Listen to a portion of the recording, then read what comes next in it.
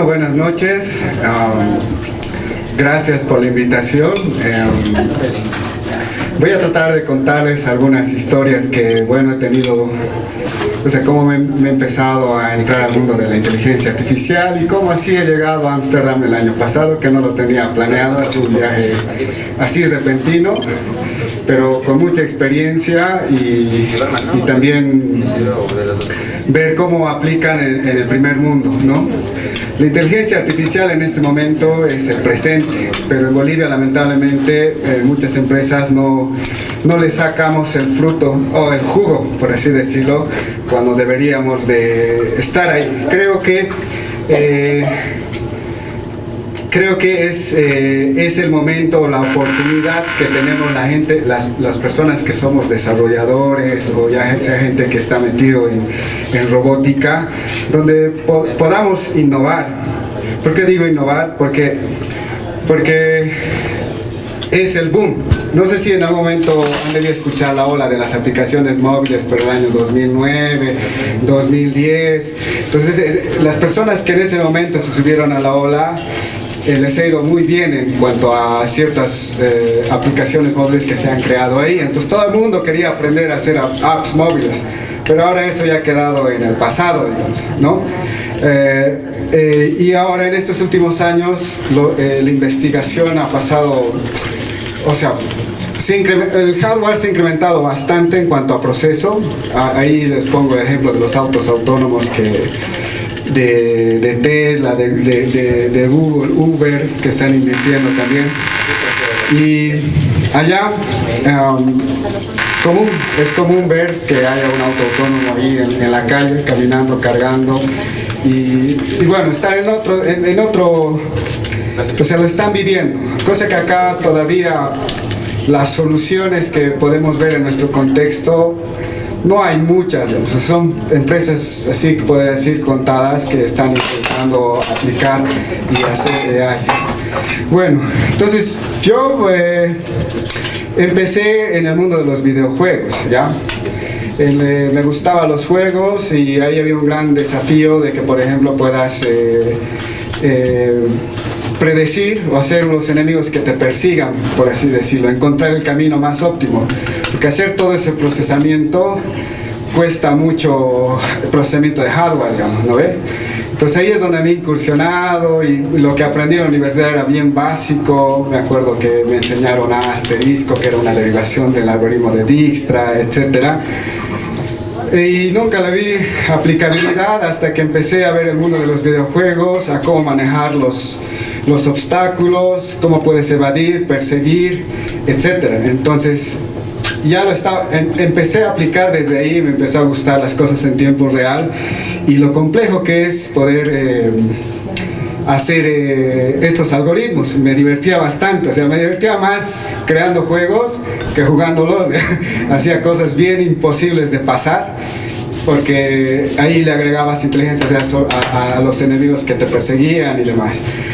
Después de eso me incursioné o me llamó la atención en procesamiento de patrones, ¿ya? Entonces tuve la oportunidad de trabajar en un proyecto para Europa, donde tenían, por ejemplo, la banca en la antigüedad, todo lo que maneja la información es en papel, ¿no? Entonces sus temas contables, y ellos tenían escaneado miles de documentación. Y mi tarea, y mi trabajo, y mi challenge fue agarrar toda la parte contable de esos archivos escaneados en PDF y sacar cuánto es lo que prácticamente les debían de las cuentas de hace muchos años atrás. Entonces ahí estaba aplicando igual inteligencia artificial para poder reconocer ciertos patrones, porque no está como cuando ahora, digamos, abrimos en Word o lo exporta, está bien bonito, centrado, sino era escaneados documentos que estaban algunos escritos a máquina, pero ahí estaba la información. Entonces ahí ha sido un proyecto interesante que procesaba muchos documentos, pero obviamente que como la inteligencia artificial no es perfecto, sino tienes que ir mejorándole según vas avanzando. Entonces mi primer intento, creo que del 100% de información de datos, el 10% lo lograba reconocer, digamos. Estaba muy lejos porque el banco esperaba al menos que, o sea, llegara a un 70%, 80% de efectividad y de que lo que realmente estoy extrayendo está bien, porque estamos hablando de números y dinero, ¿no? Entonces así he ido mejorando y he logrado llegar hasta el 60% más o menos, pero de ahí ya no podía subir porque era muy complejo analizar algunos tipos de archivos. Entonces he ido metiéndome en el mundo de AI y luego me metí a cosas de hacer juegos en tiempo real y me metí al mundo de la robótica. Entonces aprendí a hacer un brazo robótico, a hacer el cálculo que se hace, y desde ahí empezaba a tener respeto mucho para empezar a los electromecánicos, a los matemáticos, porque entra mucha matemática y puedes llevar de que, por ejemplo, un movimiento de un brazo se derive a una fórmula, ¿no? Nosotros los algorítmicos, entonces podemos crear un algoritmo y vamos haciendo de que sea preciso, pero no, si todo lo llevas a matemática, ahí entra física, todo. Entonces volé un poco y de ahí me llamó la atención más que todo poder agarrar datos con los sensores y demás. En el hardware ahora es fácil acceder o generar datos. Un gran problema que tenemos las personas que nos metemos, ya sea data science o análisis de datos, es justamente los datos. Dije, no puedo depender de algo, entonces puedo construir algo que pueda analizar y generarme mis propios datos y en base a eso probar. Entonces vi cómo funcionan los autos autónomos, qué tipos de hardware, sensores se manejan, y tiene varias cosas integradas que hacen que funcione y que pueda tomar decisiones en ciertos momentos. Pero entonces no puedo hacer todo y tampoco tengo un auto, y dije, ok, puedo agarrar un juguete y manejar la cámara, que hay un concepto que se llama Stereo Vision, se llama. Es una técnica que en base a dos cámaras tú podrías, por ejemplo, este ambiente podríamos verlo en 3D y podríamos hacer un cálculo a qué distancia está. Porque dije, ok, quiero ir de un punto geolocalizado, ¿no? Mandarle, digamos, está de acá y quisiera que vea otro punto, digamos, de acá de La Paz, por decir. Su principal problema va a ser evadir obstáculos, ¿no ve? Porque con la geolocalización y una brújula puedes saber dónde está y a dónde puede llegar. Pero el gran desafío, el gran problema es poder ver qué obstáculos hay en tiempo real. Y eso es lo que hacen los autos autónomos prácticamente. Una parte de ellos hace ese procesamiento en tiempo real y pueden predecir y saber a qué distancia está, y en conjunto con los otros sensores hace de que se pueda mover y tomar decisiones. Obviamente que no es perfecto, ha habido accidentes en Australia, alguno que otro que estaba intentando hacer, y es que hay que entrenarlo. O sea, no es que a la primera que haces va a funcionar, sino que puede ser totalmente un fracaso, pero eso no quiere decir que no estés en el camino correcto, sino vas mejorando hasta que sea perfecto, ¿no? Caso de eso, por ejemplo, podemos hablar de acá de Elon Musk, que hizo que mandó su cohete. No todos aterrizaron, ¿no? El tercero falló en aterrizar donde tenía que aterrizar. Entonces son situaciones, entonces no es perfecto y hay mucha investigación detrás de esto, muchos researches a nivel mundial, y posteriormente eso, ya hablando de emprendimiento, digamos, lo que habla así más de hobby y más de algunos trabajos que me ha tocado trabajar y aprender. Entonces dije, ok, quiero hacer un emprendimiento, no. Y algo que yo vi es, por ejemplo, nosotros perdemos mucho tiempo buscando información de cualquier tipo, ya sea utilizas ahí Google, cualquier tipo de buscador. El tiempo, ¿en qué sentido? En validar lo que realmente quieres, ¿no ven? Ningún buscador en la actualidad te da ese tipo de información. Imagínense si tuvieran una secretaria virtual, digamos, pones ciertos contextos y puedas darte la información así bien procesada, lo que tú quieres, digamos. Ok, quiero hacer eso, dije, ¿no? Entonces empecé a estudiar cómo funciona y cómo es que Google ha logrado hacer lo que es. Entonces encontré el paper de lo que habla de su arquitectura alto nivel que hicieron los de Google. Entendí cómo han hecho y era bien complejo, y luego he intentado reproducir la indexación, o sea, todas las cosas de indexación, extraer información de los browsers, toda esa técnica ya lo conocía, manejar la información también. Pero entonces he ido entrando a ver qué necesito, y me encontré con un problema muy complejo, que hasta ahora sigue siendo tema de research, que es justamente tener, en este caso, una gente, por así decirlo, inteligente, que te pueda saber así, que pueda hacer lo que nosotros hacemos, digamos, leemos, entendemos el concepto y podemos discernir, poder dar información posteriormente en base a ese conocimiento, ¿no? Entonces, algoritmos para, por ejemplo, llevar lo que ahorita yo estoy hablando a textos, ya hay. Algoritmos de lo que es el texto, que te lo derive en sujeto, predicado, ya hay, ¿no? Pero lo que no hay o lo que no hay todavía, y lo que hay mucha investigación a nivel matemático, porque todo llega a lógica formal, es de que lo que estoy hablando, por ejemplo, entienda una gente inteligente, por decir, entienda. Es decir, y es así donde, por ejemplo, yo agarré y hice toda la simulación que se hace con el Natural Processing Language, y yo entiendo muy bien cómo funciona. Para los que son programadores, alguna vez se han programado, yo sé cómo se puede construir un lenguaje de programación, ¿no ven? Cuando ustedes programan, pueden poner cualquier cosa y entienden, pero todo eso llega después de hacer todo el proceso de parsing y demás. Llega un momento donde hace un análisis semántico, y lo que está hablando al final tiene que tener semántica para que me entiendan, ¿no ve?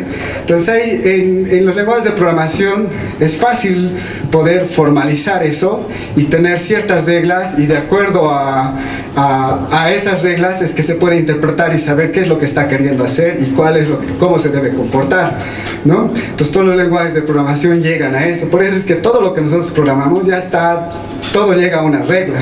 Entonces yo, en mi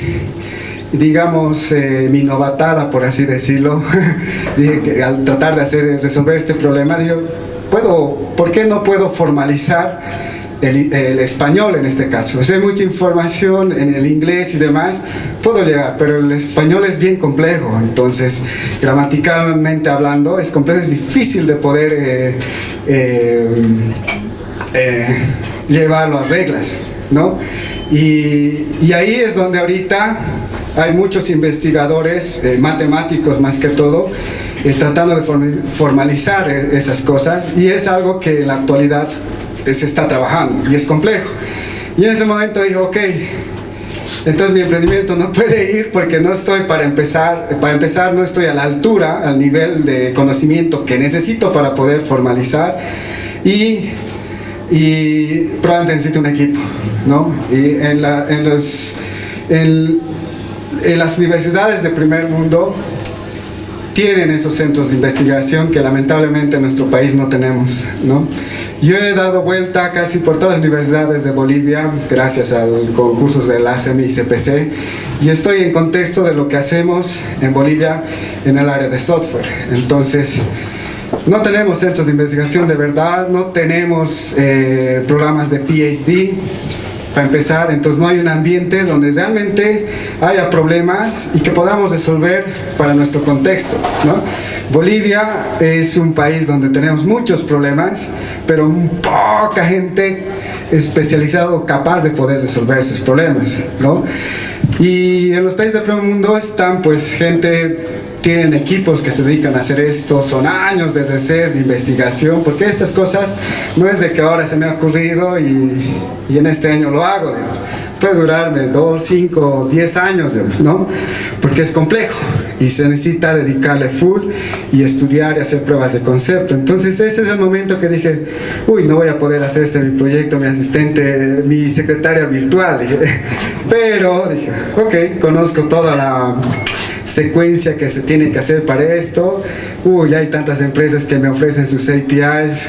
Puedo hablar de Google, puedo hablar de de IBM, Watson, Alexa. Me facilitan la tarea, digo, o sea, ya no voy a hacer eso. Entonces puedo construir, y es así que traté de llegar a la banca, por decir. Mi solución era hacer un asistente virtual donde tú puedas consultarle cosas relacionadas a la banca, porque para empezar yo pierdo mucho tiempo en ir al banco, hacer cola, preguntarle, y para colmo no necesariamente me dicen toda la información que necesito o me sale duda después. Entonces qué bien si tenía algo que pueda consultarle o no esté navegando en la web y encontrar dónde está de alguna duda que tenga. Entonces lo orienté a ese lado, y es algo factible, ¿no? Lo más fácil es hacer un chatbot que ya tienes tu jerarquía de cosas y de acuerdo al contexto te puedes responder, que es algo lo que hace el BNB, por ejemplo, en la aplicación que puedes hacer. Digamos, son de los primeros que están haciendo este tipo de cosas acá en Bolivia, ¿no? Y es bueno, pero hay que hacer más de tal manera de que podamos resolver problemas. Por ejemplo, ayer, como anécdota, fui a Comteco allá en Cochabamba, quería cancelar su servicio y había un no vidente contratando un servicio y tenía en teoría toda la información, pero no lo tenía todo, como lo que esperaba Comteco, y era muy burocrático y le faltó una información de que en qué piso y no sé qué, en qué calle, de dónde estaba, etcétera, y no lo tenía, y él no sabía, por ejemplo, no sabía exactamente dónde era, ¿no? Pero ¿qué es lo que hizo él? Había tenido un iPhone y agarró y utilizó Siri, y en ese momento llamó a la persona indicada y le dio la información. Entonces tal vez a veces pues ya nosotros que digamos tenemos el privilegio de poder ver y movernos, pero hay otras personas que podríamos facilitarles resolver ciertos problemas que no lo vemos, digamos, nosotros, pero ellos sí, y le dan una gran utilidad. Entonces dije, wow, realmente hay gente que sí le está sacando mucho provecho, ¿no? Y al final terminó haciendo el contrato que estaba, porque le estaba pidiendo que vuelva al señor con esa información tan básica que necesitaba para poder formalizar. Entonces es así que llegué a este proyecto, y el otro proyecto que les mencioné del auto autónomo que está en construcción. Espero que en un futuro les muestre ya con resultados. Estoy todavía en pruebas y demás, y creo que todos los que estamos intentando hacer algún proyecto de emprendimiento tecnológico, creo que el camino va por ahí. De hecho, todas las cosas que nosotros utilizamos en nuestro medio, ya sea buscadores, cuando ves YouTube o cualquier cosa, ya tiene ahí inteligencia artificial, porque te está sugiriendo cosas. Cuando esto buscas, te está sugiriendo cosas, videos, etcétera, ¿no ve? Tal vez no lo sienten, pero está, ¿no? O las búsquedas que hagan, etcétera. Entonces, todas las empresas, por ejemplo, Booking, hay tantas empresas que han salido, startups, que sí lo están utilizando por debajo, de tal manera de que nos ofrecen un servicio eficiente, por así decirlo, y como nosotros lo esperamos. Entonces, si piensan hacer algún emprendimiento, creo que es una gran oportunidad de poder aplicar AI y poder aportar. De hecho, hay estadísticas a nivel mundial que muestran, por ejemplo, proyecciones de cómo va a ir la aplicación de AI a nivel mundial, como Latinoamérica, Europa, Asia y demás. Y en Latinoamérica, pues, así, digamos, en la torta ahí de diferencia estamos abajo. Pero es porque también a nivel Latinoamérica hay pocos centros de investigación, ¿no? Y también hay poca gente que está metido en esto y hace cosas interesantes. Entonces, en Europa es común de que personas como acá estemos reunidos y estemos hablando de algo interesante y podamos construir una solución también interesante que pueda resolver algún problema complejo. Pero no necesariamente tiene que ser algo complejo, ¿no? Por ejemplo, cuando fui a un museo allá en Ámsterdam, el Body World se llama, que son 5 pisos, el Museo del Cuerpo Humano. Y había un piso donde entré y había una cámara y me detectaba por ejemplo, el sentido de humor que estabas. O sea, estabas feliz, triste, alegre, demás. Entonces te transmitía un mensaje. Pero así con aplicaciones tan simples, estás innovando, digamos, algo que vas a ir y vas a estar mirando y te llama la atención y dice que lo importante que es estar feliz, por ejemplo, ¿no? Entonces son detalles que se puede utilizar, que ya hay muchas empresas que te ofrecen sus soluciones, ¿no? Ahí está WhatsApp, Google, Alexa y demás, que hay. Entonces no quiere decir que cuando hagas una solución de emprendimiento donde apliques inteligencia artificial como tal tengas que leértelo así a full y crear tu propio algoritmo, qué sé yo. Entonces más bien es aprovechar lo que hay de tal manera que puedan resolver un problema y puedan salir al mercado y validar, y luego ya ven cómo pueden ir creciendo, ¿no? Entonces creo que tenemos la oportunidad, es el momento, es el presente, lo que es todo lo que es AI. Entonces ahorita es donde hay que hacerlo, porque luego van a pasar los años y va a ser como ahorita querer hacer una aplicación móvil. O sea, ya es cosa del pasado hacer aplicaciones móviles, digo, ¿no? Y ya es otra tendencia en la actualidad. Entonces está tan saturado que es difícil marcar diferencia, ¿no? Hay miles de apps, ¿no? Entonces, y la competencia también es alta. No quiere decir de que tengas una idea y eres el único. Alguien en el mundo ya está pensando en eso y probablemente ya ha dado 3 pasos que tú.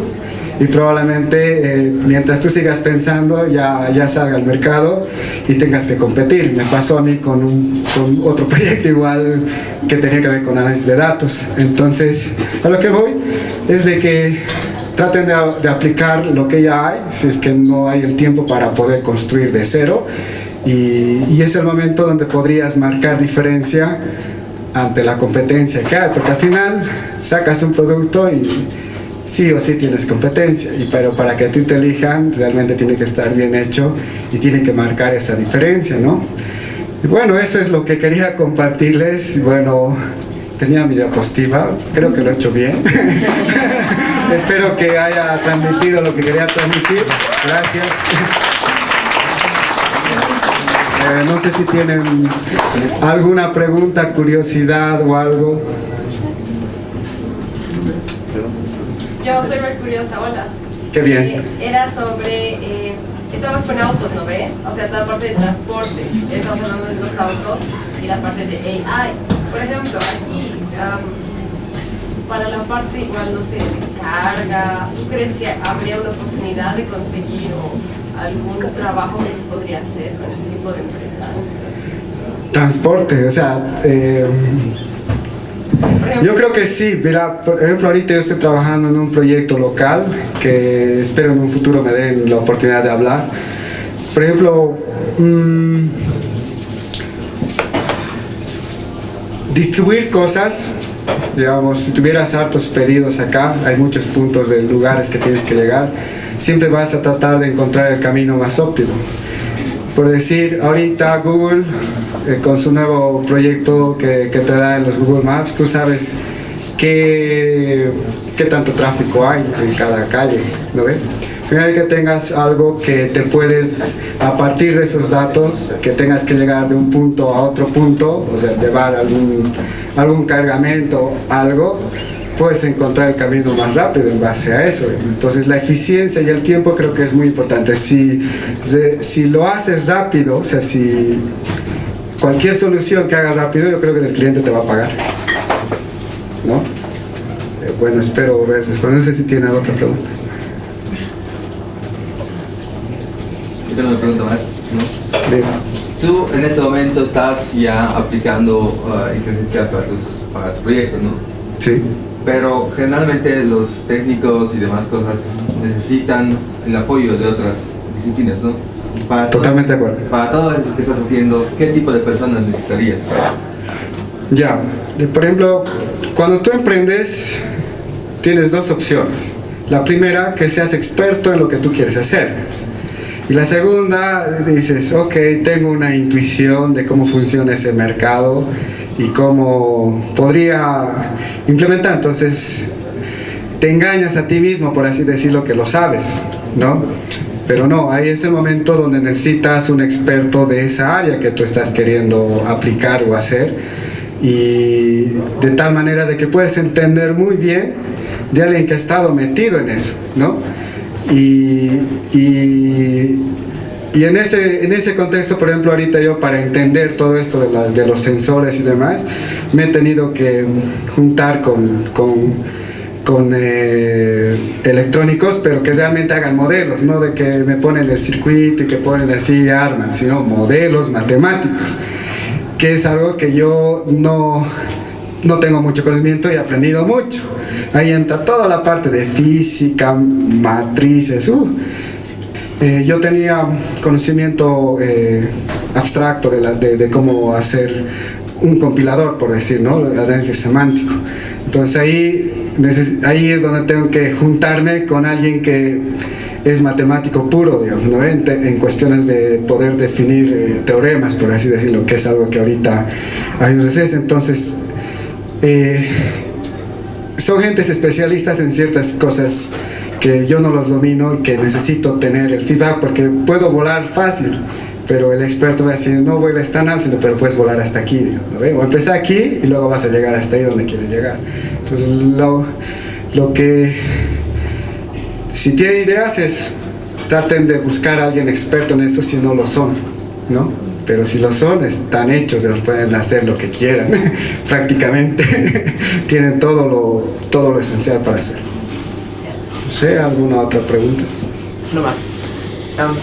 Dentro de tu experiencia de crear algoritmos e implementarlos en un servicio o en un producto, ¿tienes experiencia haciendo deploy de sistemas de inteligencia artificial? Porque hacer deploy de estos sistemas es muy complejo porque requieres mucho poder de cómputo y tiene que ser escalable además, ¿no? Entonces, o te cuesta una fortuna utilizando servicios cloud, o tú haces tu propio servidor, que es un trabajo increíble.